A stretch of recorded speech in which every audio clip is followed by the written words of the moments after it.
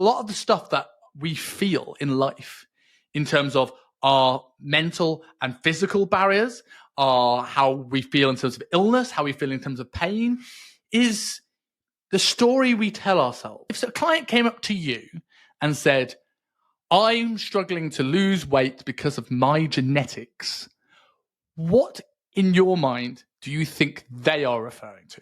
When people are saying their genetics, they're either blaming it on their parents who may be overweight, but it's just kind of an automatic block that they're putting in the way of their progress, that they're not seeing progress and they may feel that they're doing everything right, but it's not working. So if you feel good and you just struggle to lose weight, I would put money on the fact that this is an adherence issue more than it is a hormonal issue.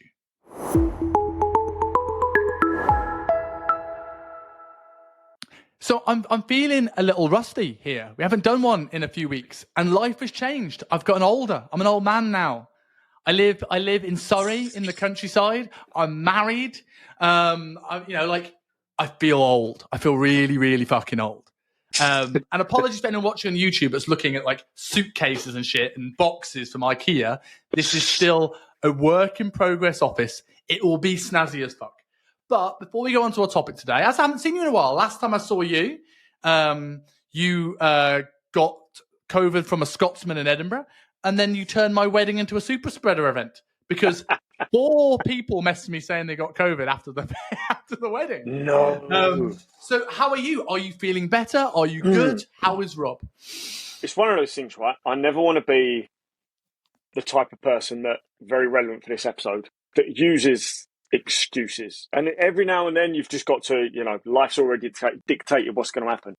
But straight away, I'm like, okay, when can I get to the gym? Can I still get out for walks? I've still got to eat healthy. I've still got to hydrate. Still got to hit all my vitamins. Did that influence my recovery? Well, of course it did. Of course it 100% did. And what I've been doing for the past however many years leading up to this point.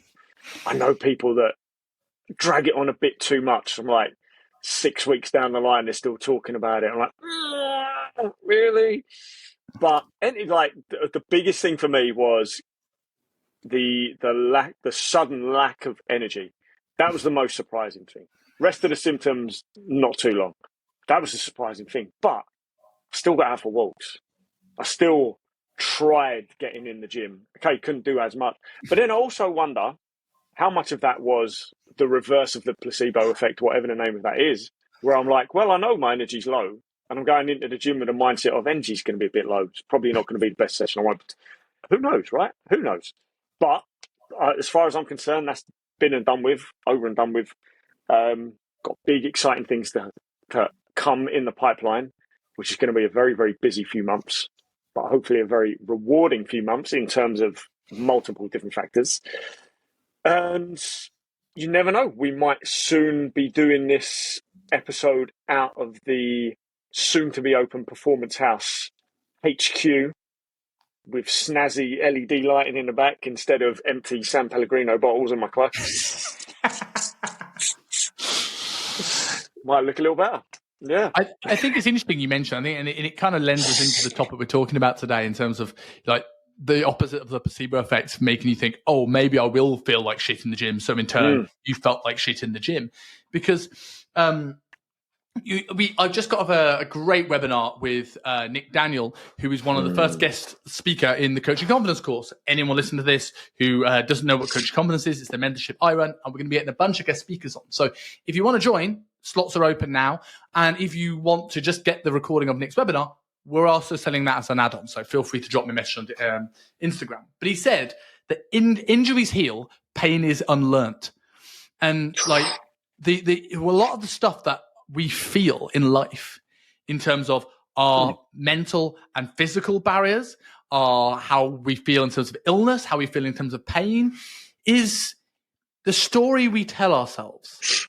And I think today's episode is going to be this wonderful middle ground where we both go channel our inner Jordan Peterson and go into ownership and accountability, but also like allow people to have some excuses within reason. So we're going to talk the topic of genetics today. So before we go into it, before we like delve into our views, if a client came up to you and said, I'm struggling to lose weight because of my genetics.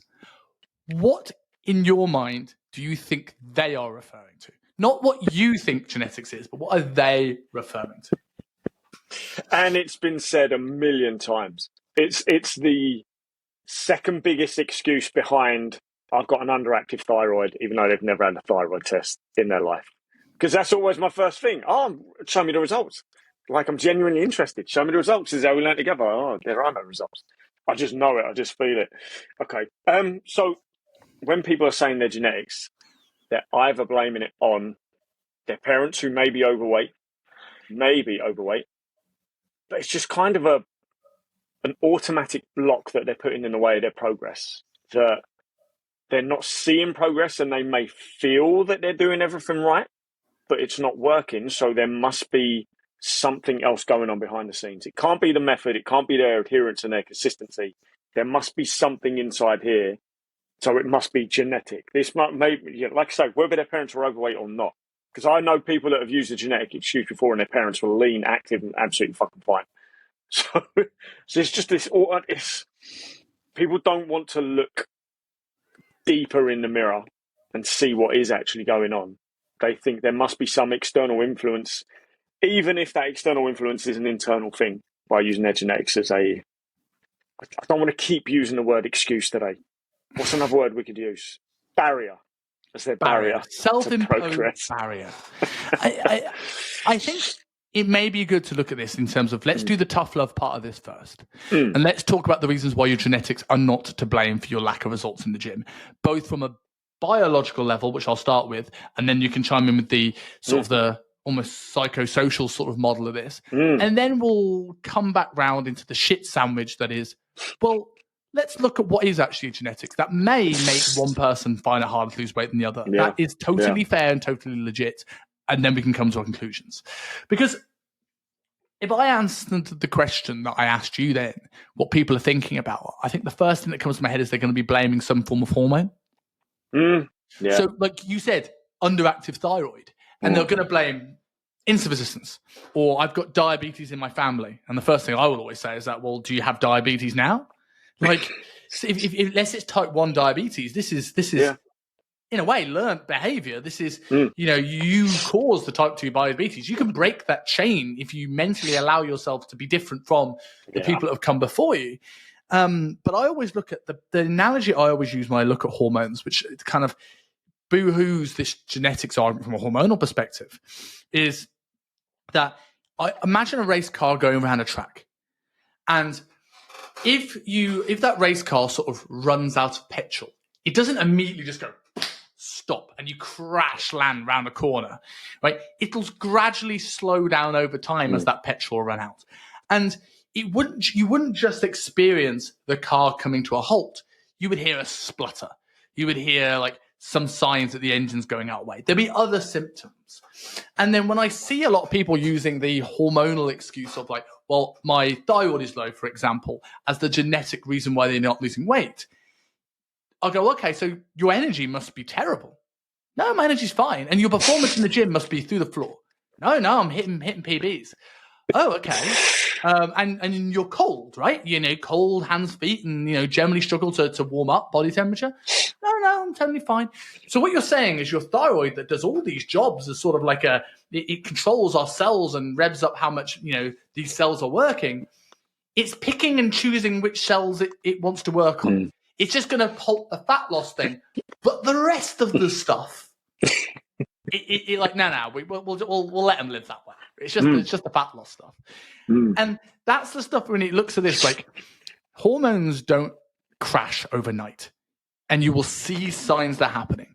So if you feel good and you just struggle to lose weight, I would put money on the fact that this is an adherence issue more than it is a hormonal issue. An adherence issue with quality of what you're doing behind it as well. I mean, you might be adherent with your macros. If those macros are shit quality, then of course your energy's going to fucking suffer. Like, how many people eventually end up going off of it if it fits your macro-style diets? Because they feel like shit. Of course you feel like shit. Your carbs for the last 2 months has been nothing but Pop-Tarts, crisps, and whatever else you tried to squeeze in. because it hit your fucking target, you know? So, but again, that comes down to adherence. Like no decent coach that I know is throwing those sort of things out there that you can eat what you want within these macro numbers and still lose good amounts of body fat and stay energetic and hit PBs in the gym and have a decent amount of progress. There are some lesser coaches out there saying you can still lose weight eating all the foods that you love. Maybe you can, maybe you can't. But if your energy is super flipping low, then you should know it's because, well, you have shit input, you get shit output. So if you're feeding yourself shit or not a lot of stuff at all, then of course your overall energy is going to be terrible. But that doesn't mean, like you say, doesn't mean things are crashing overnight. Like the body whispers before it roars, right? So you're going to have little things going on. Just your energy being low doesn't mean that everything suddenly crashed. It's just maybe the first warning sign that you're not feeding your body enough. Your body will then adapt and you suddenly feel great again, and then it's going to come back to bite you on the ass. But there's always these little signals here and there. And that's why it's important to track what you're doing, whether that is through the use of a spreadsheet or an app or a Whoop strap or things like that. I'm not saying everyone needs to invest into tech, but taking stock of how you feel on a daily and weekly basis, the warning signs are there if something is going wrong. But we're too easily distracted, too much else going on, or we don't have enough skin in the game to even care about doing that unless there's a particular goal. And that's the key. That's the key thing, as coaches will say as well, right? They'll get these clients who'll go, I think it's a genetics issue. I think it's a hormonal issue. And they go, okay, so tell me what you're doing. Well, I eat clean. And they'll say things like I eat clean, or you'll see things, and this for the coaches, I know that's a lot of my audience. You'll see things like when you get them to track that, if you get them to track their macros, it will go 70, 70, 70, 70, 70, 70. You see, you never went 1 gram of fat over or under, or like 12,000 steps where like, okay, so you're on 11,999, one step away from bed, and you jumped in for your final step. You'll see missing days on the weekend with big weight bumps on a Monday. Like these things are signs that your client's not tracking any data. So they're making this assumption that something outside of their control is to blame, because it's much easier than admitting that they're a failure, which then I would argue they're not, by the way. And we'll come on to why I don't think they are a failure. I think the only way you can actually fail is by giving up on something. If you give up and say it's your genetics, that's when you become a failure. If you go, oh, maybe it's my genetics, let's double down and find out and keep trying and finding a solution, and you find the reason, which may or may not be your genetics, right? I think if coaches will start to look at, okay, what are the signs that maybe my client is either not taking the data, which means he hasn't got a clue, or 2, rushing this process. So they are tracking their data, but they're sort of only half-ass tracking their data. And I want to almost double back to your point early on as well about like the quality of nutrition, because I think this is something that every coach now talks about: progressive overload and calories in versus calories out. And I bang on about this a lot. I think we spoke about some of the previous episodes. But people don't know what goes into calories in versus calories out. It's just, moving and eating. When like, well, if your ATP production is poor, you can't run the Krebs cycle. If if there are issues with hormones, which that might not be genetics, this might be like lifestyle induced issues, right? That could be solved very, very quickly. These things are going to bring your BMR levels down. But again, you could say that it's your genetics, or you can say, well, I put myself in a position where my maintenance calories is lower. So either I have to bring my calories lower to adjust for this new thing, or solve that issue so I can bring my caloric ceiling up. Again, there's an element of personal responsibility that's lacking when genetics becomes the excuse rather than a puzzle to work out. Yeah. It's like, if you think, stupid analogy, but if you think like you're living in Storm County, hurricanes every flipping year, right? A matey next door bought a house that already had like basement, protected roofing, sound structures, and it never gets really affected except for maybe the glass blows out or something like that. And you bought a shack that is terrible, and it's not sound structure, and every single year you've got to redo it again and again and again, but you just build it exactly to how it was. It's got to come a point where you go, no, I need to build a bigger, stronger thing here something that is actually going to weather this storm. Okay, matey next door bought it all automatically, but it doesn't mean you're stuck with your lot. You do the best with the best you can with the tools you got. And there are, as we'll get onto, some things that you have inherited. It doesn't mean a death sentence. It doesn't mean never actually making progress or being able to achieve those goals. It just means you might have a trickier ride than the person who's not inherited that gene variation. But we look for that. I don't know why we do it. Because we do it to ourselves. It's a self-talk problem. We look for that thing and go, that's the reason why I can't do this. Okay, there we go. There's my flag. There's my badge. I can't lose weight because, look at me, read my badge. That's why. Why? Why aren't you looking at, right, okay, this is something that is going to make it a tougher journey for me. So how do I work around this? How do I work with this? How do I still get the things that I want to achieve, experience, whatever the hell it is, even though this thing is going on? I don't think you had Tyler on. You haven't had Tyler on, have you? Tyler Saunders. No, I haven't, no. So disabled athlete, disability advocate, plays wheelchair basketball for England, is an absolute fitness beast, does all sorts of things, does high rocks, everything. Born without one leg, born without a leg, right? But yeah, he's never let that hold him back. He did the fan dance with me. He's done all sorts of stuff with me. He's incredible, right? You cannot stop the geezer. At no point will you hear him say, can't do that, got one leg. At no point.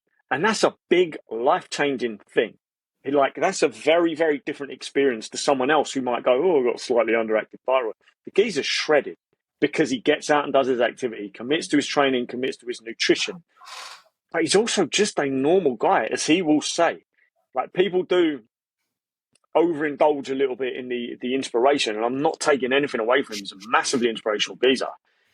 But to him, this is just his life. This is what he was dealt, but he still made it work. Still in phenomenal fitness shape. Puts most people to shame. Health is impeccable because he's consistent and he's adherent, but he also has the same life experience as everyone else, that life gets in the way. Sometimes you haven't got the full energy to give it the best session in the gym. Sometimes you want to eat some shit or go out for a night drinking, and that's going to affect your energy for the next day and things like that. It's a normal guy, but you don't see him when I say disability advocate, it means he's waving the flag to show the people that you can still do, even though something massive that would be holding you back. How many people, if you said to them, right, we're going to take off your leg tomorrow, would think that's the end of their life?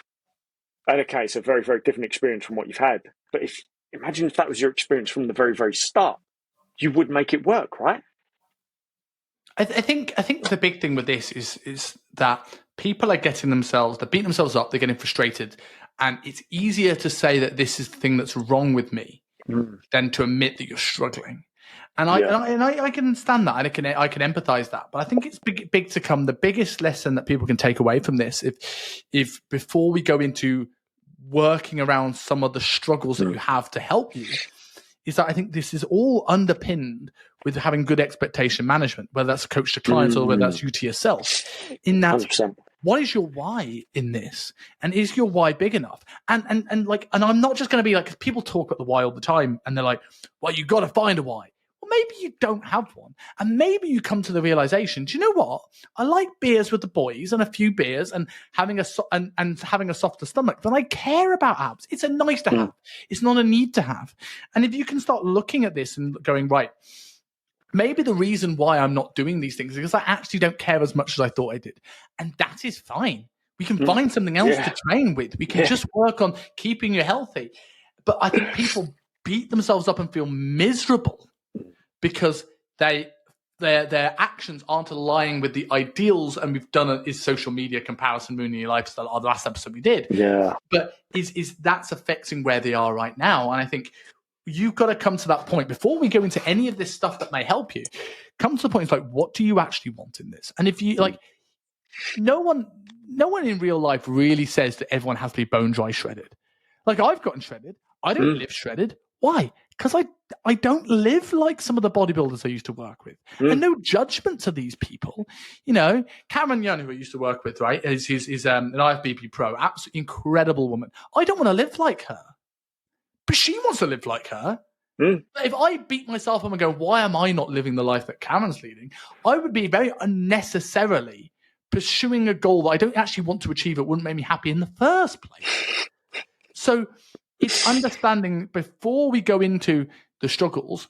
And if you're someone listening to this who isn't a coach, that is wanting, you saw the title on YouTube and goes, yeah, my genetics, are they to blame? And you got to this point in the podcast, like, understand two things. One, are you really wanting this? And if you come to the conclusion of yes, then right, let's assume you have dealt the worst hand, right? You're born without a thyroid. Well, you die. But let's just hypothetically say you're born without a thyroid. You can't lose weight. You've got candida. You've got everything wrong with you. You've got one femur that's 7'4" and one femur that's 1'9". And let's say you're really dealt a shit hand. I feel for you. Yes, genetics are making this harder. But you've got two options. What are you going to do about it? Because if you want to lose weight, you're going to have to find a route. So you either, in the most tough love way, suck it up and find a strategy and accept, okay, rather than saying, well, Dave down the road had it easy. Well, who gives a fuck about Dave down the road? You've got to do something about it, or you're going to stay out of shape for the rest of your life. And if you're okay with that, great. But if you're not okay with that, then we have to do something about this. We have to work with your genetics, not against them. It's not, as you said, it's not a death sentence. No, never a death sentence. I'm training a young girl now. Everyone should follow her Instagram page. She's incredible. It's Miracle for Maddie. Maddie with 2 D's and 1 I. Miracle for Maddie. It's 22.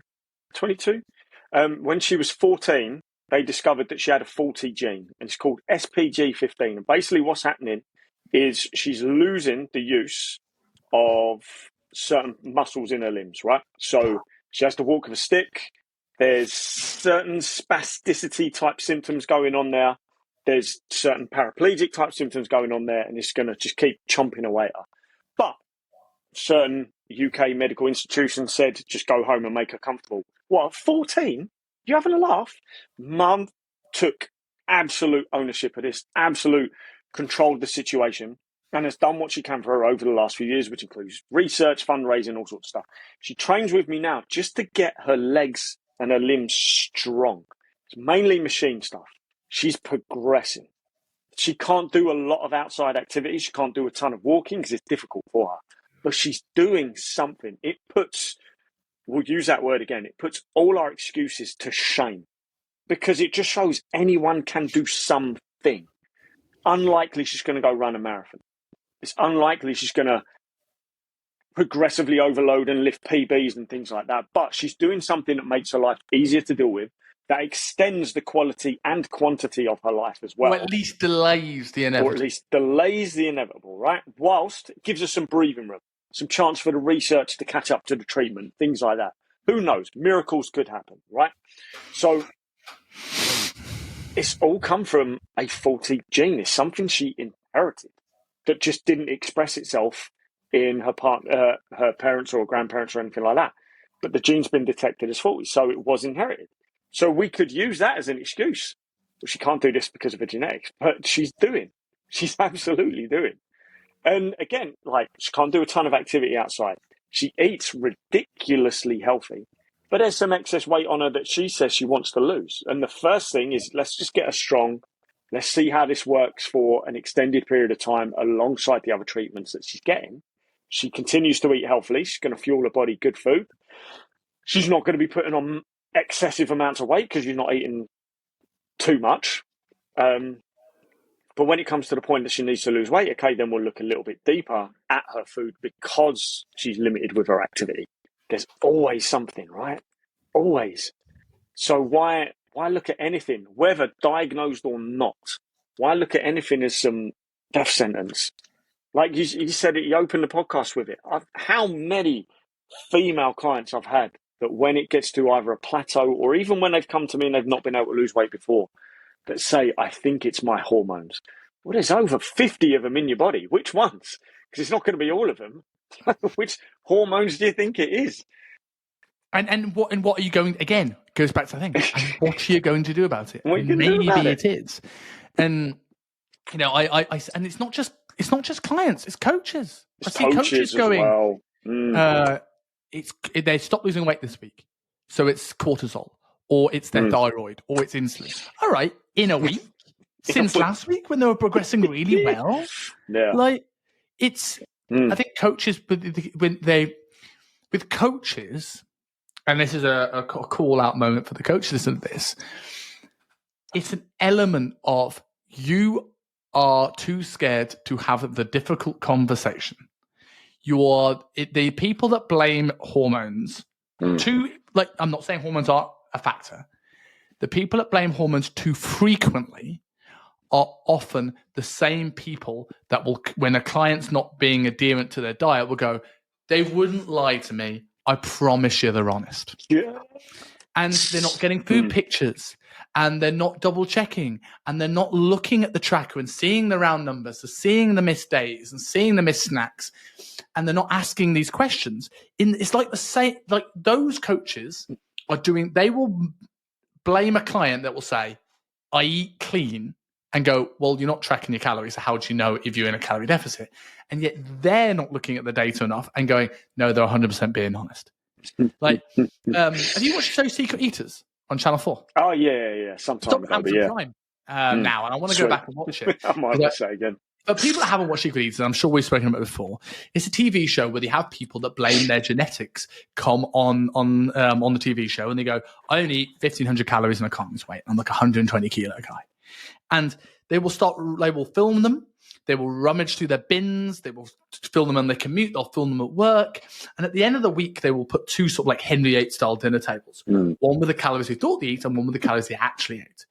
And you'll be amazed. And what's amazing about this show for people who think it's just people lying to coaches, the amount of things that are both conscious and subconscious. So you've got conscious things that your clients will not remit from food diaries. And that is about guilt.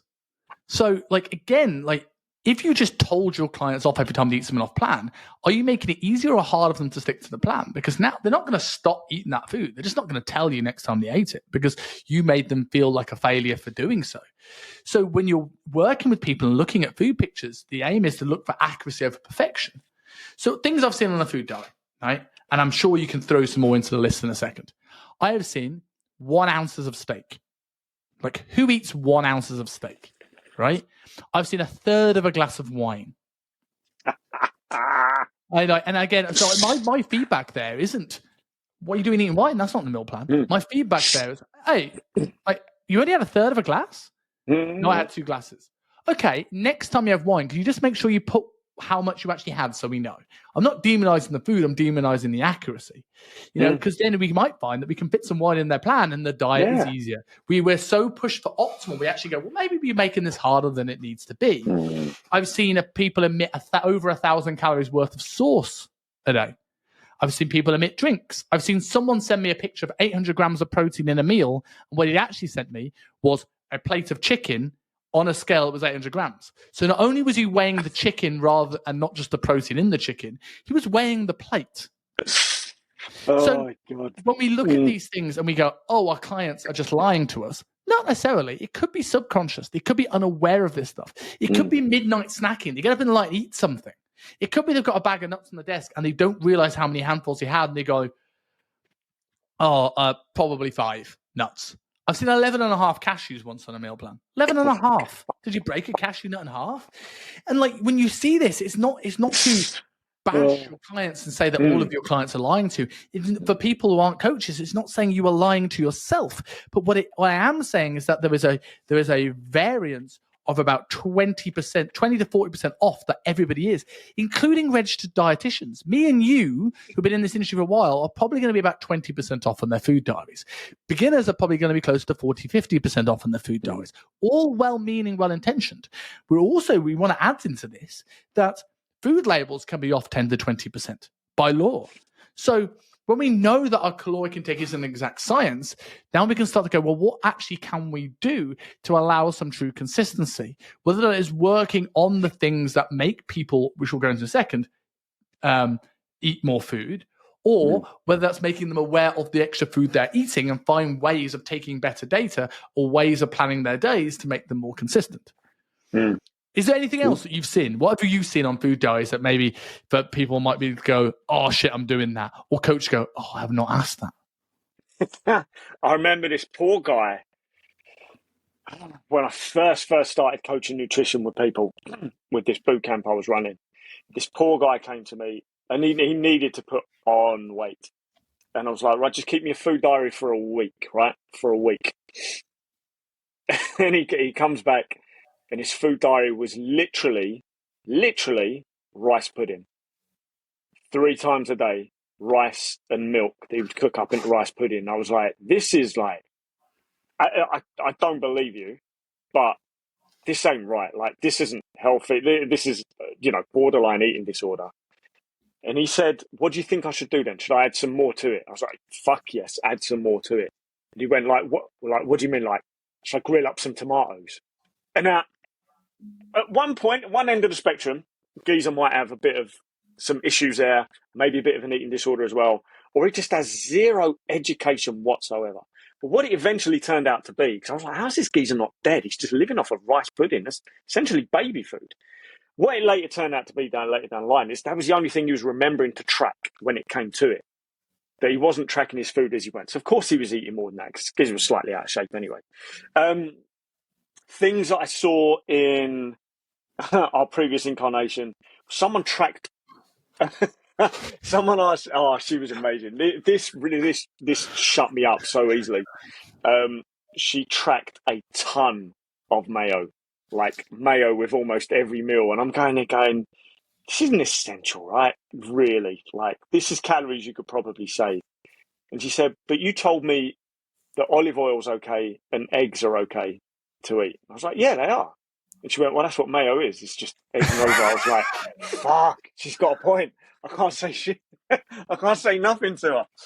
But it was the excessive calories that I was like, that's the first place we could probably lose some calories because it's, it's just going on food you didn't need it to go on. But mate, I always say this to every single one of my clients at the start is, I don't care if it's what you would class as a good food, a clean food, a dirty food, a bad food, whatever. As long as it's tracked. If you add alcohol, we can track that. You either had pint. If you had wine, it was either a 175 milliliter glass or a 200 whatever millimeter glass. We can work with that. I don't care if you went to Five Guys. Let's just put what we can in there so we have the data that is leading to the expression of your progress on the scale. So I'll never demonize her, but if we notice that we're not making progress at the rate we want to, then there's a reason why.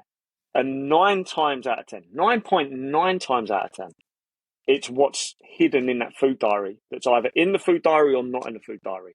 That 0.1 out of time is potentially your genetics or your hormones or whatever else is going on. But it's rarely the dominating factor in your progress. When we teach in the mentorship, we teach literally an order of system. When you go through a check-in, right? What is the order of you're going to look at your data to get to that point? And it goes through all the things that's more likely before we actually start looking at issues. And then we arm people with tools to go, right, if they're saying it's a thyroid issue, here's what else you'd see. If you're seeing a blood sugar issue, here's what else you'd see. So you can actually start to piece together your data and go, okay, this is actually making sense. Let's look further into this sort of stuff. And you mentioned alcohol there because the weekend is that really key time that the people that come to you, coaches, I'm not saying you specifically, but coaches then go, I didn't track the weekend because I didn't know how. And the people that don't know how to track the weekends and express that same thing but have given it a go, I guarantee you the people that gave it a go, despite being a bit anxious about it, are the people that probably normally on the whole eat better on the weekends anyway. The people that go out and eat Five Guys and go out on a bender and have loads of food and a 3 a.m. kebab are the people that go, sorry, I didn't track Saturday, Sunday because I didn't know how to. What they're really saying is not that they didn't know how to track, it's because they didn't want to own up to themselves of what they're eating. So they will then go, I eat clean. It must be my thyroid. When they're looking at their Monday, Friday, they're not looking at the spontaneous things which they're not tracking. They look back at what they remember, not at what they choose to omit. And that is the biggest difference. I will, before we go on to some of the things because I think we've gone very tough lovey for the first half an hour. And I think I want to go into some of the things that I think are generally are genetics that coaches maybe are giving people an overly hard time on. But before that, I want to kind of go into a little bit about if you, like we said at the start, if your hormones are the issue, you want to see the tests. And let's say you get tested and there is issues in some way, shape or form, but you are now medicated with that issue. Now we have, on the whole, if you have, and we'll use thyroid as an example here, but insert hormone issue that you might have. We'll see people say that coaches that will go, well, you have a thyroid issue, but you've got thyroxine. So you don't have a thyroid issue anymore. So you still should be losing weight. So bullshit. And that could be legitimate, but I think that's unfair. And I think you should be looking at some of the symptoms. So if you're somebody, or you're somebody who coaches somebody that is now on thyroid medication, in particular thyroxine, yet their clients are still not losing weight and still having all the symptoms of low thyroid, you might want to look at this a little bit deeper. So what I would recommend people doing is making sure you know what tests you should be getting. Using thyroid as an example, right? So our brain and our hypothalamus show the HPT axis. Hypothalamus will speak to the pituitary. The pituitary will then release thyroid stimulating hormone. And then that will create mainly T4. So a little bit of T3, but mainly T4, which is an inactive form of thyroid. T4 is what is also called thyroxine. So the doctor, if you have low thyroid symptoms, will generally prescribe you T4 because it's a little bit less dangerous to do so. But that is this inactive form of thyroid. That will now need to be converted into the active form of T3. There is also a process in order for when thyroid increases to get the cells what they need in oversimplistic terms. And then there'll be another thing called reverse T3, which will say, well, okay, we've produced too much. We'll convert the rest into reverse T3 to make sure that we're not overproducing this. And then we have this feedback loop of like, nope, we're good now. We can bring thyroid levels down and it should come back up. Like a perfect, nice little loop. Now, sometimes doctors will look at this as, okay, we'll give it thyroxine. But what if it's not a production issue? What if it's not the brain not producing that hormone? What if your problem is you're not converting T4 into T3? So now you're producing more thyroxine and then you're just creating more of a backlog. You haven't cleared the lines of traffic after the traffic accident. You've just put more cars in the traffic jam. So you're not freeing up the traffic anymore. So in that person might need something like T3, which obviously is a big commitment and something you should speak to your doctor about, and you shouldn't be offering this to your clients. But it's something to go, okay, could you get T4, T3, thyroid stimulating hormone and reverse T3 on a blood test so you can see where the actual issue is. And then at least your doctor is armed with the information to make a better choice. It could be an over conversion into reverse T3, right? And we can take this model and we can put this into any other hormone, right? Is the problem that our body isn't producing insulin like a type 1 diabetic? Or is it like type 2 diabetes where we're in insulin resistance where that insulin isn't getting into the cell? So when you're looking at that as an example, if someone has blood sugar issues, this is something that you might want to go to a doctor with and go, right, if they've got high HbA1c as well as fasting glucose, right, the two show different things. HbA1c shows the prolonged exposure to insulin as opposed to where your glucose is right now in space. And then the doctor maybe can look at things like metformin, which I don't think is always a great drug, but could be the option for someone like this, or insulin if it's gotten really bad. But what could you do? Well, if you know the issue is now not getting into the cells rather than a production issue, well, then weight training is going to be something you would want to, not that you wouldn't anyway, but prescribe to that client because GLUT4 will allow you without insulin to get glucose into the cells. You could look at things like berberine that can help get glucose into the cells. If you're looking at thyroid, you can look at things like iodine, B vitamins, zinc, all support thyroid health. So again, I'm not expecting everyone to understand what I have just said, but the point I am making is that it's, again, going back to that, it's not a death sentence. If you get the right information, you might find there's another avenue to go. So that you might have an issue that makes it harder than somebody else. The question is, what are you going to do about it? That's the thing, right? This is part of the issue I have with the soon-to-be readily available prescriptions of TRT. it's just done on a simple finger prick test, which has, certain degrees of accuracy. But the problem is, then you look at, okay, so someone's got low T, so the next option, therefore, should be lifestyle before any sort of prescription, should be. And if you're going on a prescription and not fixing the lifestyle issues, you're a moron and you're wasting your money. But we've also got to look at, like you said, with thyroid, there's precursors going on here. It might not just be a production issue. It might not just be a synthesis issue. It could be a transport issue. It could be a elimination issue. There's several different parts of this whole cycle where there could be an issue. And you've got to find it if you want to use that as a reason as to why you're not be achieving whatever goal it is. It might be you're not producing enough testosterone because of a hypogonadism issue. It might be the transportation issue. It might be that you're not getting enough of the precursor hormones to begin with, in which case the issue is not down here. It might be up here. There's so many different areas to look if you're willing to look and if you've got the budget to look as well. Some of these extra tests are expensive. And that's why some of these companies just give you the smaller test because it's cheaper to get you into doing it, right? DHEA test is fucking expensive. So that's why most places aren't offering it, right? But even then, I wouldn't, hopefully, even though some have incredible knowledge, I wouldn't be going to my PT coach for advanced endocrinology assistance. And they should be giving it. And they shouldn't fucking be giving it. So you, coaches here should have places they go to, whether it's simply Medichecks or whether it's an endocrinologist they work closely with, to do this testing and give the actual advice. And then you should be looking at as well, how do I support and not make worse these issues? So for a lot of these are going to be stress related, right? So if I create more stress and I'm overdoing this HPA axis, I'm going to cause more inflammation, and this can impact many hormones. Now, what could you do? Well, you can make sure nutrition matches training.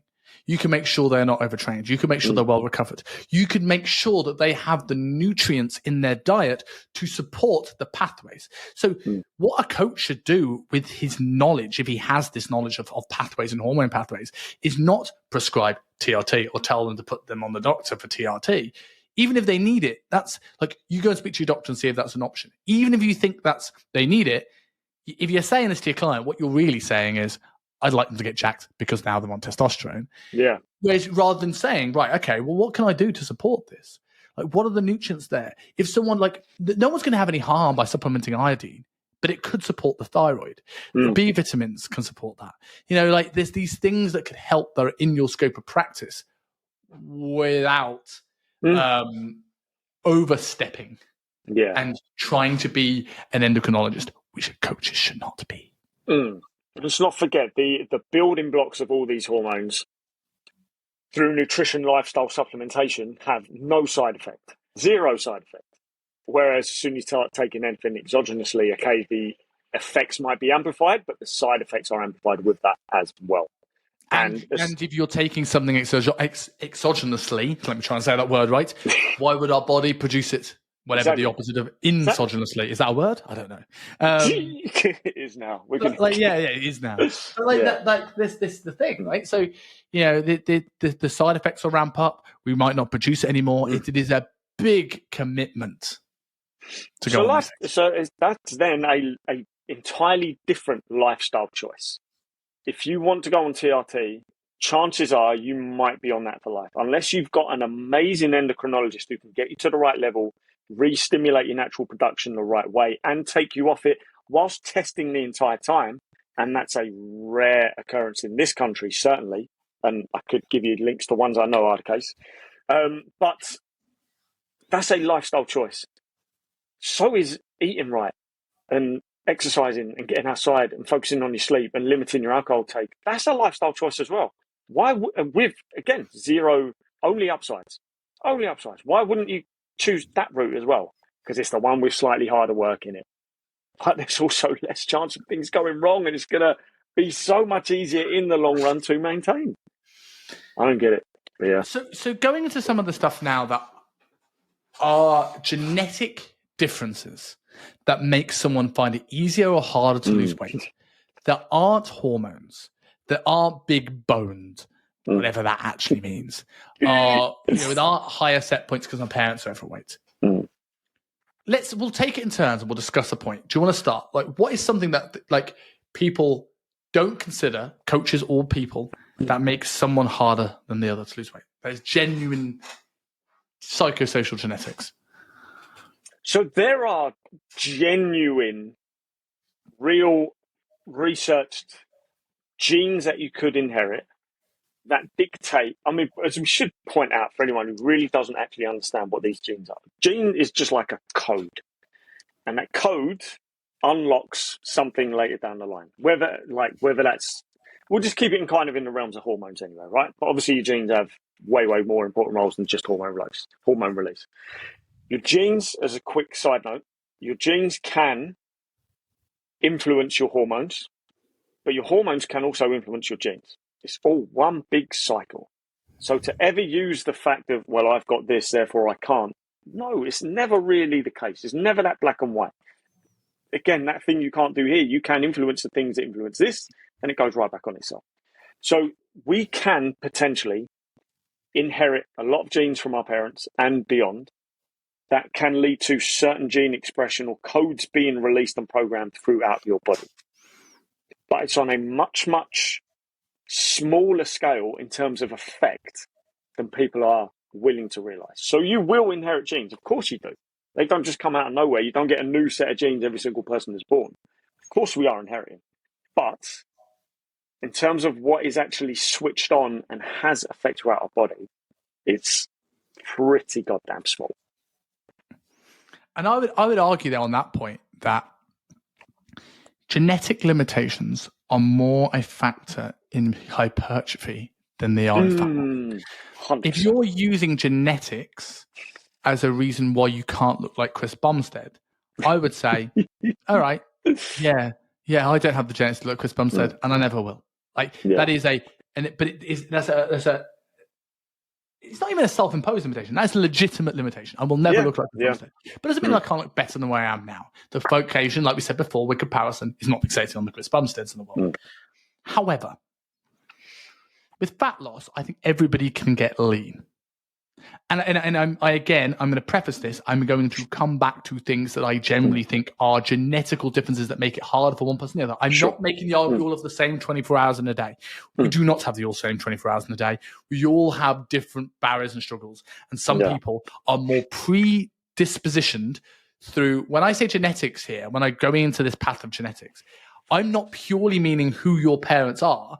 I'm meaning how you've been brought up that potentially differ your experience with fat loss to somebody else. Why someone stays lean whilst eating whatever they want and why someone doesn't.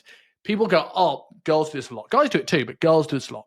Oh, well, Jane or Holly over there eats whatever she wants and she doesn't gain weight, but I gain weight. It must be a genetic factor given to my parents. I would say yes and no, because that genetic thing might not be that you have a gene expression different to Jane or Holly. What it might mean is that I'll throw Holly in there as a term, right? Holly taps her foot more. Holly has a higher NEAT input. Holly likes vegetables. Holly played netball from the age of 4. You got for your 3rd birthday, you got an N64, right? And you grew up in a place that had 7 million takeaways. And Holly grew up in a place that she had to cook her own food because it was about a 6-mile drive to the nearest restaurant. Like, Holly likes vegetables. You think they're horrible, right? Like, these things, while like the path is going to be the same if both of these people want to lose weight, Holly's going to find this easier because she's been brought up to enjoy the things that get her there. She enjoys the process rather than the destination. The other person needs to find ways to enjoy that process. And that is a barrier that she has to overcome before she can even start to really make some headway. And I think this is the thing that most coaches do not think about. Yeah, of course. The whole, it comes down to environment, right? External and internal environment. So, like you said, I forget which name is which, but whichever lady was training for a very, very early age and enjoys the vegetables, things like that. And like you said, enjoys the process more than the outcome. already has a long history of the process. Someone who's maybe inherited a different gene expression, maybe not. Someone who lived in an environment where they had easy access to junk food and they didn't need to go outside and play and they were given the iPad straight away. They've never had the process. They've never had the experience of the process. So that's the first thing to learn. Take away any gene expression or child environment, the process is not there yet that would allow the body to start fueling more energy and producing the right hormones and dropping fat to begin with. So that's the hurdle. The hurdle isn't any gene or the fact that your parents overfed you, whatever. The hurdle is you've never taken step one. So there's nothing stopping you taking step one. There's nothing stopping you. So I think it's a let's learned take step one, you know? Yeah, and I think genetics, like it's learned genetics and ingrained habits are more the differences. And and again, we're going to come to the same place of personal responsibility to get you moving there. Yeah. However, it is not a fair playing field. Like, if you are that person who got an N64 and grew up on computer games and your parents never really did anything, they just stayed at home and they fed you microwave meals for all of your life, right? You're going to be in a position where maybe you're in a worse health position. You're going to a position where maybe you don't know how to cook. You go for convenience food, right? You don't understand exercise. You're not good at it. You've never enjoyed it, right? And these are things that you can't be helped. So while I believe in the personal responsibility argument, I also think we are, as an industry, we are too quick to call people out for laziness. Well, it's like, well, two people are coming from a completely different starting point. And like for somebody who grew up, like I just mentioned, to get to the point where they're doing 10,000 steps a day, eating 3 square meals, cooking, they might be more overweight, but they are far less lazy than the person that's been brought up to enjoy that stuff, because they've had to expel no extra energy, mental or physical, to do that. Whereas this person's had to change their whole life around. And, you know, like, for example, right, I sit in the middle of, even as a personal trainer, I sit in the middle of the road of physique. I'm not overly big. I'm not small. I'm not shredded most of the time. And I'm not fat. Like, I'm a bit more out of shape than I should be maybe as a PT right now. Okay. Let's look at this. So we don't rise to our goals. We fall to the level of our habits. So let's look at my habits. Like, and my mum will listen to this, and I'm not calling her out for being a bad parent, not at all. My parents own pubs. So my thing, I quite like walking. That's an advantage I have. Tip, because we used to walk out to pubs. But I drank a bit of alcohol and some pork scratch and some crisps. So I'm used to a snacky type behavior of, I'll eat some food, right? I don't cook much. My dad was always a really good cook. I never did it much. And as an only child, I was never forced to as much. Okay, cool. So I don't cook as much. So I'm more prone to go and get a Deliveroo than I am to cook my home cooked meal. I don't prioritize that time in the same way. That doesn't compute in the same way. It's just something I just do. So I also grew up as a very fussy eater. I didn't like sauces for a while, what I do now, but I didn't like vegetables. Still don't, really. But I'd eat them sometimes, not as much as I should, because I know of the benefits to them. But that is that for me to eat as much vegetables as I should is a hurdle, because I don't like them, and I have to almost convince myself of the benefit to eat more of them. So it's probably the reason why I don't slam the carnivore diet like other people, is because I actually sound in a way, part of it's quite appealing to me. I can be I can get all nutrient without having to eat these things I don't like. Where somebody might go, I fucking love vegetables. Well, that person has an easier advantage than I do. And the person that's shredded year round, maybe the person that did 3 sports. I used to have a guy called Jordan Brooks who I played rugby with, shredded all the time. He played basketball in the spring, rugby in the winter, cricket in the summer, right? His parents were naturally skinny. So that's a mixture of gene expression, genetics, in terms of, like, he's been given a good hand, maybe in terms of slightly higher metabolic rate. And his parents are both very active. So we assume that activity was pushed into him as a kid. His sister is a, county very high level cricketer, and also played 5 or 6 different sports, and is also in fantastic shape. So now we're looking at this thing of, like, well, you've got good parents from a genetic standpoint, and you've been brought up in this way. And I would argue the latter has had more of an impact on his consistent ability to stay in shape than the former, even though the former still helps. Massively so. Massively. And this is the issue with comparing ourselves to other people. So I have a client that references his friend all the time who is shredded all year round, literally all year round, but eats almost whatever the hell he wants. So when he sees him on a night out, he's eating whatever the hell he wants. They go for burgers, he has dessert, he has the lot. 3-course meals, doesn't matter. But he's still shredded year round. But what you don't see is that he's very consistent, probably, with his protein throughout the day. Clean eating, breakfast, lunch, maybe even a bit of fasting in there, probably a ton of veg. He also goes for runs, 10K runs, first thing in the morning, multiple times a week. We're talking like 4 to 5. He trains in the gym, heavy weights, resistance training, occasionally does HIIT classes as well. And at the weekend, he's playing at least 2 different sports because he loves physical activity. His activity output for the week is huge, to the point where he can justifiably fill that gap with food. So when you see him on a night out and he's eating 3-course meals and what have you, well, of course it's going down because the guy's already burned it off because his activity is that high. That is not a lifestyle everyone can ever hope to achieve, because it's almost a case of, well, the guy doesn't do much else because he loves and values this stuff so much anyway. That's the balance for him. So you can't compare yourself to anyone else. But it comes down to we're not really comparing gene environments. We're more comparing. This might change in the future. This might be a completely different podcast in 100 years when we're AI, when we're talking about it. Now then we can go, oh yeah, of course it's your genes, because look at what your parents and grandparents did. But if you're going to compare yourself to someone else, you've got to look at the environment that they were brought up in, that they've consistently kept themselves in, and what they're willing to do as well, because that's what dictates the result. And comparing to what you can do, because in the same way that the approach that got him there, how many of your office worker clients have the time to play 2 different sports on the weekend and run 10K in the morning and get up and move around and during the day and resistance train? Like he's got a life that is conducive to doing that activity and that output.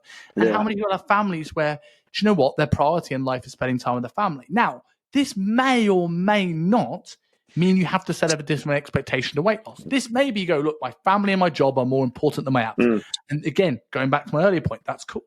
Or maybe you just need a different approach to get you to that same end goal. But the thing I really liked what you said there is what you don't see. Because when we do compare ourselves to people who are eating whatever they want, or we see people online at coaches and we go, my client had 800 grams of carbs a day. And they go, okay, that's still taking work. Anyone's eating 800 grams of carbs in a day, and I've done this. Knows that takes work to get in a position where your body can handle this. However, the people I know that eat 300, 400, 500 grams of carbs a day and lose weight are the people that are so amazingly consistent in the early going that allows them to get healthy. They're the people that not hiding the food on their food diaries. They're the people not missing the weekend calories. The people not having those cookies and forgetting about tracking them. They're not the people who eat the roast pudding 3 times a day and forgets the rest. They are the people that are so amazingly consistent that they don't have any extra calories on those times, which means they probably, if they're in a deficit, have a bit of a stockpile of food that they can have on a Saturday. And they're healthier, like we spoke about earlier on from hormonal fit, because they're consistent the rest of the week. They can get away with a little bit more junk than the person that has it every single day. We have this, I think, and this brings us back into the bigger picture, I think, where I actually think now, I saw a video from Sean Baker, the carnivore doctor, and he showed a video in New York in the 1930s where no one was out of it, right? And we can, and his argument was the food we are told by the health professionals is good today. We should not be all eating meat and carnivore and all things. I'm not saying he's wrong. What I am saying, I think there's more to that difference between New York today and New York in the 1930s, in the sense that they had to walk everywhere. There wasn't really takeout food. Like they all had home cooked food. There was not much processing. There wasn't as many additives. So I think today I can totally empathize with someone struggling to lose weight, because we are now, I think, and I feel this as a coach. I feel that lifestyle today, even me who understands this and can do it, I'm fighting more of an uphill battle than I was 10 years ago. And we have now built our life around comfort. I can get an Uber. I can get an Amazon order to here. I can get a lift down the stairs rather than go walking down the stairs. I have all these things that mean I have to do less movement, even to the stupid things like desk setups. People modify their desk setups where they save a tap. They save a hand movement. Like, it's not much, but that's a few calories. And you add that up over the day, like how many calories we're expending less per day from these small movements we've eliminated for convenience and ease. That, yes, it's harder to lose weight now than it was. Now we look at supermarkets and we go in and chocolate is around the counter to tempt us. And we open our phone and we get every cuisine in the world. I have total empathy with people why they're struggling, because it is a harder environment now than it has ever been.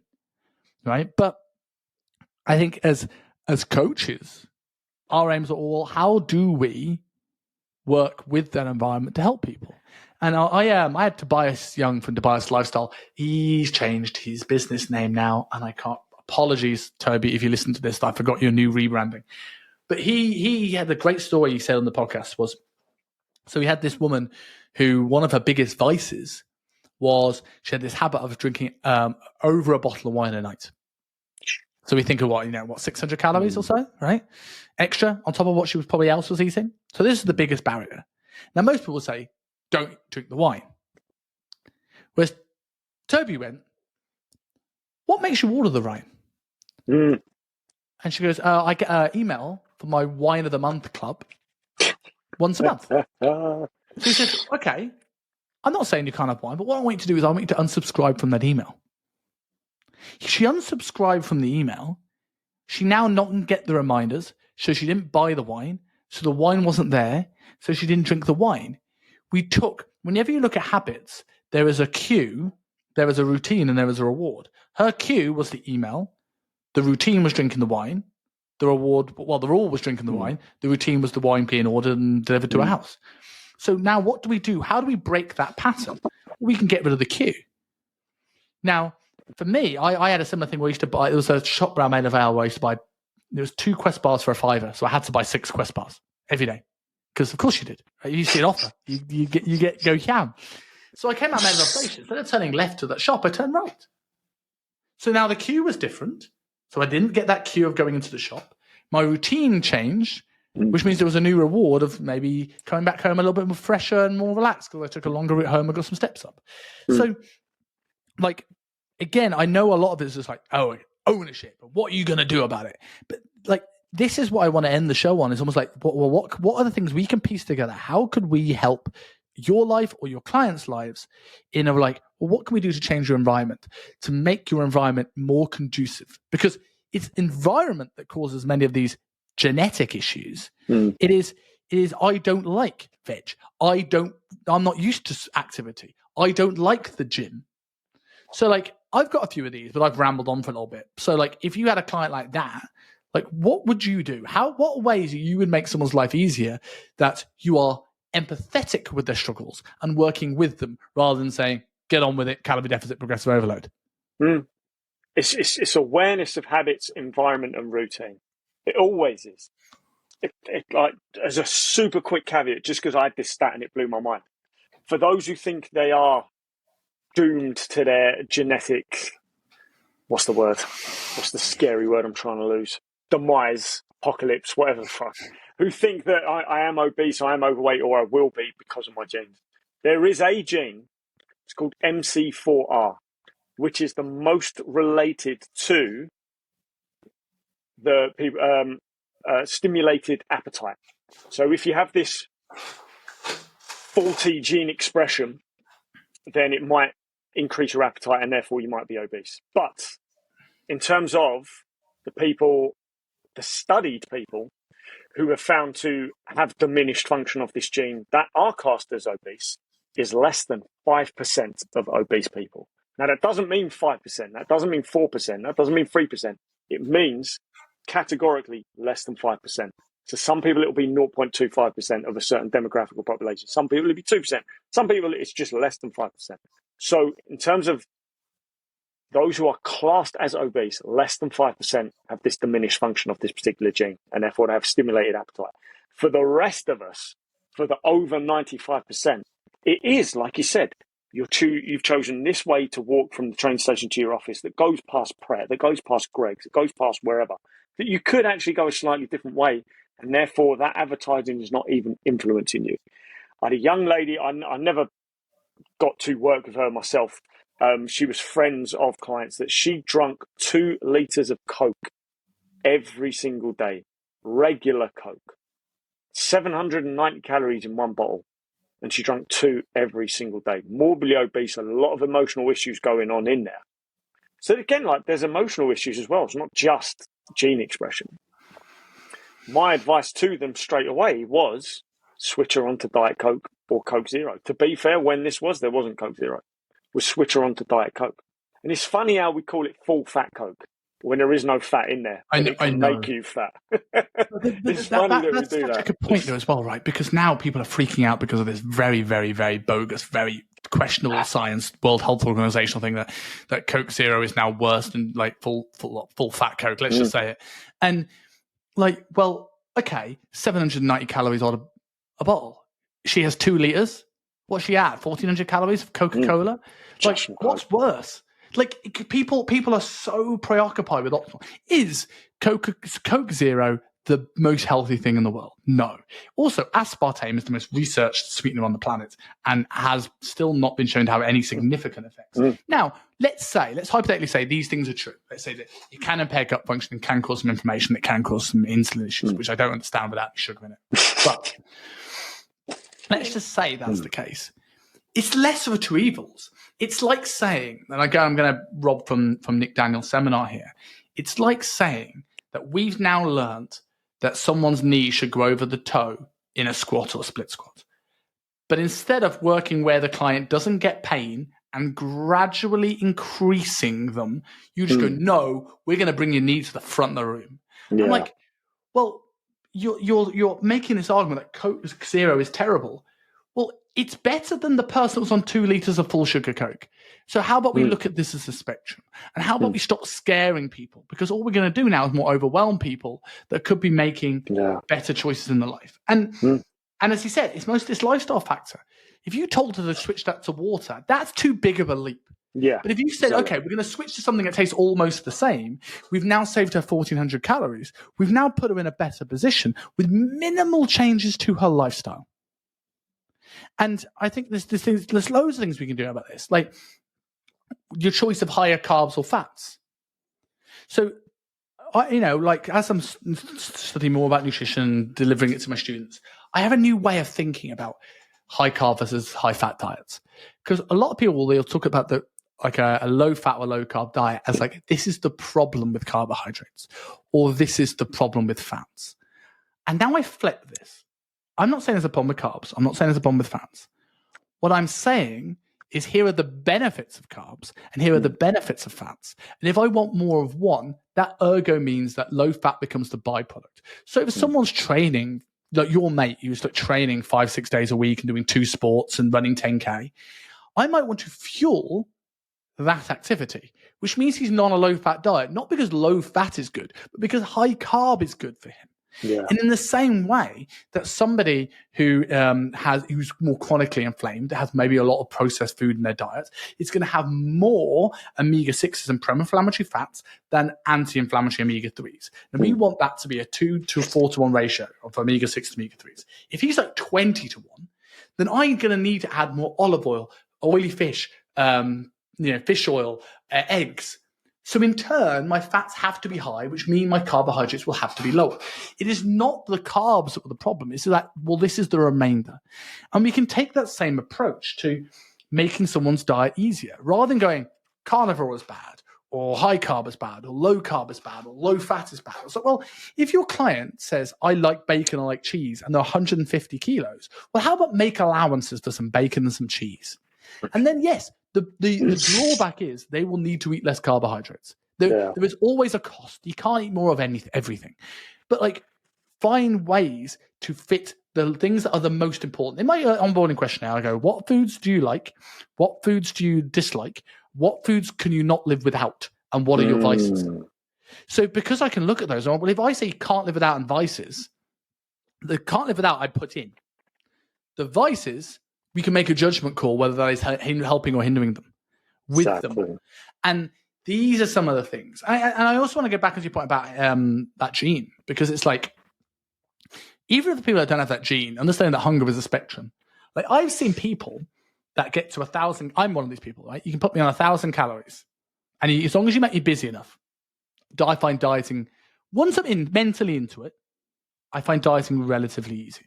Once I'm in the routine, and once I'm in the habit of like cooking my food and not being lazy and getting delivery and sort of that.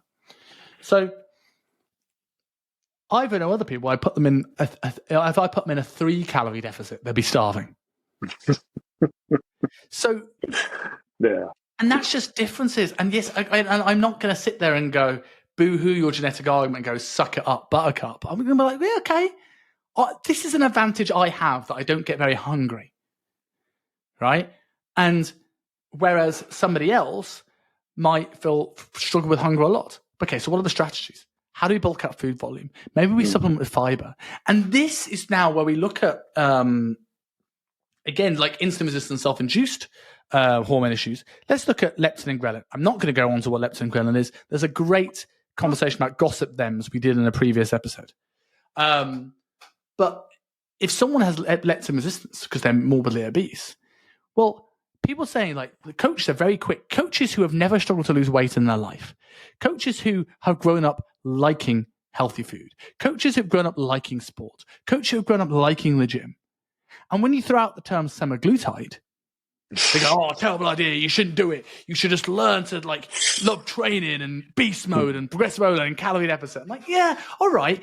Walk a mile in their shoes and tell me your diet is the same as theirs, because bullshit. And like when you look at this stuff, like I look at semaglutide, if someone's really struggling, it's on that spectrum where hunger is more of an issue for them than somebody else. Me talking about stress management, lifestyle, sleep, weight training, steps. Imagine if I locked you in your room now, right? And those San Pellegrino bottles are empty, and I lock you in there and I give you any food or any water, and you are ravenously hungry.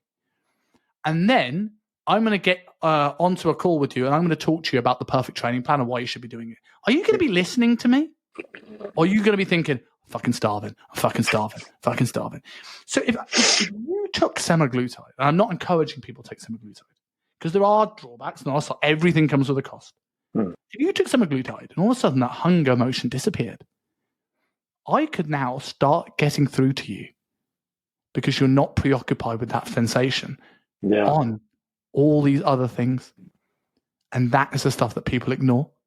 And I think we should have a little bit more with empathy. I call this, the coaches, assertive empathy. We should be more empathetic, but we should be assertive and not go, it's okay. It probably is your thyroid. Don't worry. We'll lose weight when we can. But on the flip side, on the other end of the spectrum, you shouldn't assume that all your clients live the same life as you and that their genetic issues aren't valid. Because as we've expressed today, everyone has massive, massive differences. We do not have the same 24 hours in a day. No, done. Done. And that's such a great way of putting it. But empathy is a word that gets bandied around with inaccurate connotations to it. And exactly like you said, we shouldn't be going, oh, well, oh, poor you, let's wrap you up in cotton wool. Let's not even try. That's not empathy. That's destructive empathy, if anything. And the way you put it there, assertive empathy, that's absolutely fantastic. Because everyone came from a different situation. Everyone. Okay, there are similarities between people's upbringings depending where you are in terms of demographic, in terms of your location, things like that. But everyone has a different start. Everyone has a different experience. Everyone has a different journey. That's what you have to take into account. That in itself is empathy. Looking at your client going, right, this is what they've done so far. This is what they're looking to do. Everyone's going to have a slightly different method to follow. Whereas if we just look at it as, well, no point even trying, that's so destructive. And the problem is, that's the bigger message that's out there. Oh, you slipped off the wagon. Oh, you had a weekend where you didn't track and you had 20 pints and 2 kebabs and 3 pizzas and whatever. Oh, never mind. We'll start again Monday. You're doing your best. But everyone, that's the thing. Everyone is doing their best. Big is beautiful. Big is beautiful. Like, I saw a video today about someone saying that bodybuilders, there should be a fat category, and that you having a like, we see it as glorifying when someone builds their body, but when someone gets big from eating a lot of food, then it's seen as bad, and that is just fatphobic. I'm like, it's so bad. There's delayed gratification here. You have not delayed. There's delayed gratification be instant gratification. That is the difference between those 250 kilo people. Yeah, you know, and it's like we are moving into a world, in my opinion, anyway, where we're becoming more victimhood.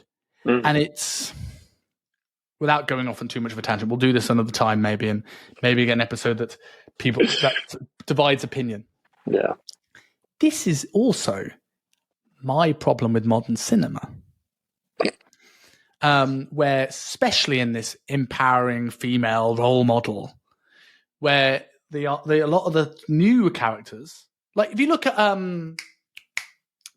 Terminator 2 Judgment Day, Sarah Connor, right? Like, didn't outpower the men, but what she was fucking smarter. She was feisty. She was driven. She was resourceful. So it ended up being absolutely amazing. The original Mulan didn't outpower, failed, struggled, couldn't match up to her male counterparts, found ways to be smarter, very ways to push through. These are good, strong lessons for any gender. Whereas now our modern movies are a little bit like, you have all the tools already, and it's the world that is the problem for your circumstance. So you just need to fix the world. Oh, cool. Thanks. That's helpful. I just need to fix the entire world. Like, rather than take it and looking in and go, do you know what? I am the reason my circumstances are the way they are. And I'm not saying that some people don't struggle for, I don't want to use the word patriarchy because that assumes male, societal reasons. But like, again, I'm going to bring it back into the topic that we are more and more encouraged. And again, this is a genetic difference in terms of environment. Someone that grew up today, we've spoken about the accessibility to food and the lack of more comfort. But in 1950, people grew up being told to suck it up. Now, I'm not saying that's right. I think there's a middle ground here, and I think that people should speak up and talk and be vulnerable, and I think that's great. But we're now going so far the other way, where people now are told that their circumstances are other people's fault, not theirs. So now we're going to have people that are going to find it even harder to lose weight because they've never, ever had to deal with hardship. Yeah. And we can sit there and we can mock these people all we like, or we can say, do you know what? If you were born in 2015, right, and you're 8 years old now, and you get to 25, right, I can sit there and go, man up, right, or whatever phrase you want to use is politically correct or incorrect. Or you could sit there and go, do you know what? You've had this, like, indoctrination, for use of a better term, and then for the whole of your life. And like, it's going to take some unlearning to take ownership. And it's not your fault. It's not. You've never, ever opened your eyes to the fact that things could be your fault. We're quick to blame. I don't think it's their fault. That's, like you said it perfectly there. The big message is that you are enough as you are. You've got all the tools that you need. But it's not a case at all. We're all doing the best we can with the tools that we've got at the time. So it doesn't mean what you've got right now is what you're stuck with forever. You can learn new skills. You can get new tools that will take you to a new experience as long as you still try to do your best. So even someone who's doing horrible, this is a great way to shake off someone who's ruining your day as well. Well, it's doing their best with the tools they've got. They've just got shit tools. So we're never stuck. And again, your tools can be your genes, can be your hormones, can be the environment you were brought up in, can just be the media that you're consuming that affects your mood for that day. doesn't mean, again, it goes back to the start, doesn't mean that's your death sentence, doesn't mean that's it forever. So this empowering message shouldn't be, you're great as you are and you've got everything you need now. The empowering message should be, yeah, you're great now, but you could be greater. You could be even better. You could have a better experience. And we don't even believe the zone hype. Like, if generally if the message we're trying to portray to the youth today of you have all the tools you are, society knows the problem, why do we have schools? Why do we have universities? Why do people start at entry levels in jobs? Why aren't people coming in as CEOs at 20? Well, because they don't have the skills. And I think it's actually an empowering lesson to be like, you know what? I don't know enough. Like, the reason why I don't have a multi-million, six-figure business now, the reason why I don't have a multi-million pound business, I would much rather believe that it's because I don't have the tools, the understanding and the lessons that I can go and work hard and learn than thinking, well, it's because my parents weren't rich enough. Now, it doesn't mean that the people whose parents weren't rich enough don't have an advantage. This is a great parallel, actually, right? Money, right? The person, people believe the rags to rich story. People love, inspired by the rags to riches story because that person worked hard and came from modest beginnings to be where they are. People aren't inspired by the people who were born into a trust fund and made millions. And when you look at that, why aren't people inspired by these people? Because you need hardship to create a story and something that we can resonate with. Now, does that mean because I was born, I'll use me as an example rather than to call out any neighborhoods, because I was born in Wolverhampton and I was born in a nice part of the Midlands, right? So let's assume I was born in the middle of Wolverhampton in a hard area. Just because I was born in Wolverhampton, does that mean I can't make millions? No. Does that mean the person who was born even in my village at Sitch Lane, 2 roads up in Sitch Lane, right? They are £1 million houses, right? Did they have an advantage of making their business work? 100%. Of course they do. Does it mean I can't get there? No. Does that mean you should have empathy for the difference? No, you should. I'm not asking for empathy, but like we've got the tools we want. So you either are given the tools by a good hand, and then you have to learn the ones you don't have, or you have to learn all the tools. The path's the same. It just might be longer, it might be harder for one person, but the path is the same. So to close, I think this is a good closing point. If you had to give one, let's say, uplifting message for someone that's listening to this and they know now that, yeah, maybe my genetics are to blame, but I want to do something about it. What's your final closing message for them? At the very least, there's more than enough studies done there on hundreds of thousands of people with diminished gene function that still saw a 27% increase in their fat loss from physical activity. So at the very least, just exercise. I don't care what it is, whether it's copious amounts of steps, whether it is running, whether it is sport related, whether it is getting in the gym and building muscle and getting stronger and whatever it is, physical activity is the number one non-negotiable. And it goes back to that New York video as well. That's the main reason. It's not necessarily the quality or type of food. It's more the physical activity that made sure that culture was not obese. No one's sitting in at the weekend watching Netflix. TVs didn't exist. So what are they doing? They're getting out of their house. They're not just sitting there. What do we do now? This is a bit weird. TVs haven't been invented. What should we do? They're already out. That's the thing. Like, I haven't had Wi-Fi for last week, and I hated it. And I realized how reliant I am on Wi-Fi signal Massively, to run my life. And that is mental. I've sat today, like I've done something that no one would have done in the 1930s. I had a call at 10, a call at 11, and a call at 12:30. Right? So, so from 10 till 2:30, I have not moved. Yeah. Sat in this office, and that's just a difference of environment change. Crazy, right? I think if I had to give a bit of advice to people, we start to look at the things that we've spoken about that are genetic differences. There are genetic differences based on your environment. So if you're in an environment that makes you feel that, like, I can't do this, or it's just genetics, or my family don't cook, or things like this, where possible, change your environment and seek help. Now, I'm not saying you have to invest in help, although that is the quickest way to get there. But if you can change your environment, join a club. It's not perfect. Get out this optimal mentality. Join a BJJ club. Join a CrossFit gym. Join a fun run community. Invest in a coach. Join the fast lane. Do something where there is a community of people that all of a sudden you go, this ain't a death sentence. Like, I love in-person business events. I went to the OTE event last summer. And I'll tell you what, one of the greatest things about what Adam's put together and many other business mentorships is you saw people that were making good money. And all of a sudden, it wasn't this big overwhelming thing that only these people with advantages can do. It's like these people that go, oh yeah, I grew up in St. Helens, mate, and an awful St. Helens accent, and I made loads of money. I'm like, oh, that's worse than Wolverhampton. He's doing 8K months. This person here has done this. This person here has done it. I went to Ollie Carson's event, right? And Ollie has two. His wife's dad owns the lot, and Ollie makes a lot of money. He has two. He's built. Well, not built. He's bought a semi-detached house, both of them, right? And then we see guys of all different backgrounds, all doing loads of different revenues a month, and they are normal.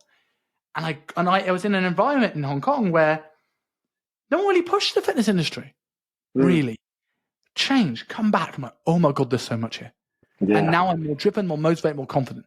So if I can give a message to you guys, whether you're struggling to lose weight or you're in a position where your clients aren't losing weight and you're feeling a rut, change your circumstances. Work for a company that will push you. Go out and find a place for people that have lost weight. And all of a sudden you realize, right, even if you have a genetic hand, even if you can't get to the peak, you can get closer than you would have done if you sat on your sofa feeling sorry for yourself. So, Rob, no matter how long it is between episodes, we can have a great episode with anything. So, for people who want to learn more about you, tell us about, I presume, the Fast Lane, and tell us about Performance House. So there's two places. Noise, sorry, but that was a fucking cool noise that you just made with your mouth at the start of that. I can't do that. It's like a pop without even a finger. It must be genetic. It must be. So there's two projects I'm working on at the moment. The Fast Lane is going to not rebrand as such, but it's going to provide a slightly different service that I feel is going to cut through the noise of the only options men currently have to improve their hormones and their environments at the moment.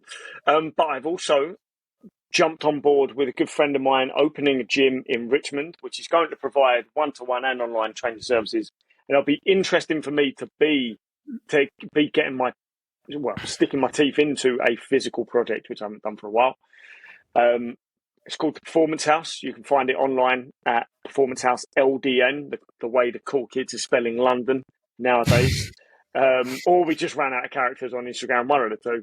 So yeah, Performance House LDN, where you can see us build the gym, and we can go into it's a chance for me as well to go a bit deeper into the exercise around education that I've not been able to do in the gyms I've been training people out of so much. So I'm excited for that as well.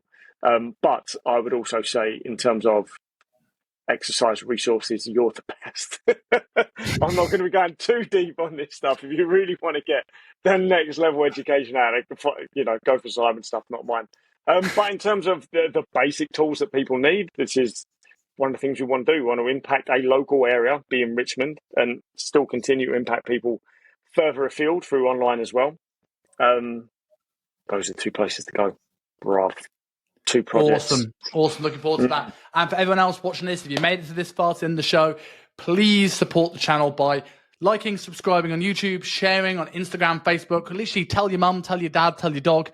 The more people we can get this out to, the more guests we can get on, the bigger the show gets, the better the experience for you guys. So, mate, as always, been an absolute pleasure, and I'll catch you next week. Back in the game. Back in the game.